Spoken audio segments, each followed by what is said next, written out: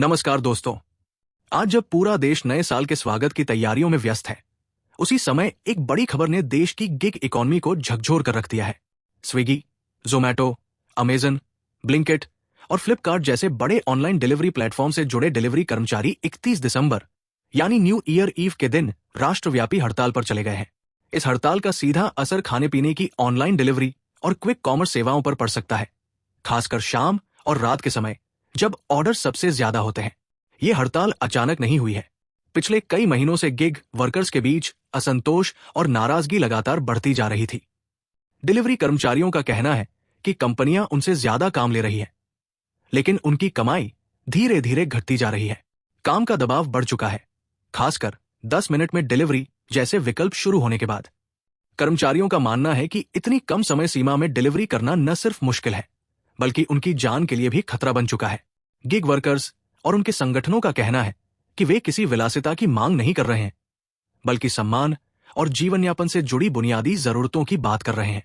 कर्मचारियों की मांग है कि उनके लिए एक निश्चित न्यूनतम कमाई तय की जाए, जिससे वे अपने परिवार का खर्च चला सकें। कई संगठनों ने न्यूनतम मासिक आय 24,000 से 40,000 रुपए तय करने की मांग रखी है। इसके साथ ही प्रति किलोमीटर भुगतान तय करने की भी मांग की जा रही है, क्योंकि कई बार लंबी दूरी तय करने के बावजूद उन्हें बहुत कम पैसे मिलते हैं। डिलीवरी कर्मचारियों की एक बड़ी शिकायत यह भी है कि बिना किसी स्पष्ट कारण के उनकी आईडी ब्लॉक कर दी जाती है। इससे उनका पूरा रोजगार एक ही पल में खत्म हो जाता है। कर्मचारियों का कहना है कि रेटिंग सिस्टम और एल्गोरिदम पूरी तरह उनके खिलाफ काम करता है, जिसमें गलती चाहे ग्राहक की हो या सिस्टम की, नुकसान हमेशा डिलीवरी पार्टनर को ही उठाना पड़ता है। इस हड़ताल का एक अहम मुद्दा सामाजिक सुरक्षा से भी जुड़ा हुआ है। गिग वर्कर्स को तकनीकी रूप से कर्मचारी नहीं माना जाता, इसलिए उन्हें स्वास्थ्य बीमा, दुर्घटना बीमा, मातृत्व लाभ, सवैतनिक अवकाश जैसी बुनियादी सुविधाएं नहीं मिलती। कर्मचारियों का कहना है कि जब कंपनियां उनसे पूर्णकालिक कर्मचारियों की तरह काम करवा रही हैं, तो उन्हें अधिकार भी उसी तरह मिलने चाहिए। इस राष्ट्रव्यापी हड़ताल का असर देश के कई बड़े शहरों जैसे दिल्ली, मुंबई, बेंगलुरु, हैदराबाद और चेन्नई में देखने को मिल सकता है। रिपोर्ट्स के अनुसार 1 लाख से अधिक गिग वर्कर्स इस विरोध प्रदर्शन में शामिल हो सकते हैं। कई उपभोक्ताओं ने सोशल मीडिया पर शिकायत की है कि उनके ऑर्डर देर से पहुंच रहे हैं या फिर डिलीवरी पार्टनर उपलब्ध नहीं है। हालांकि कुछ इलाकों में सेवाएं सामान्य भी बताई जा रही है, जिससे साफ है कि हर जगह इसका असर एक जैसा नहीं है। इस बीच कंपनियों की ओर से भी प्रतिक्रिया सामने आई है। स्विगी और जोमैटो ने हड़ताल के आह्वान के बीच डिलीवरी पार्टनर्स के लिए इंसेंटिव बढ़ा दिए हैं।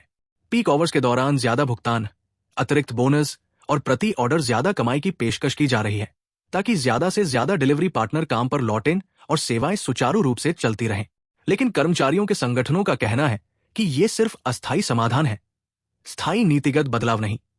विशेषज्ञों का मानना है कि ये हड़ताल भारत की गिग इकोनॉमी के लिए एक बड़ा मोड़ साबित हो सकती है।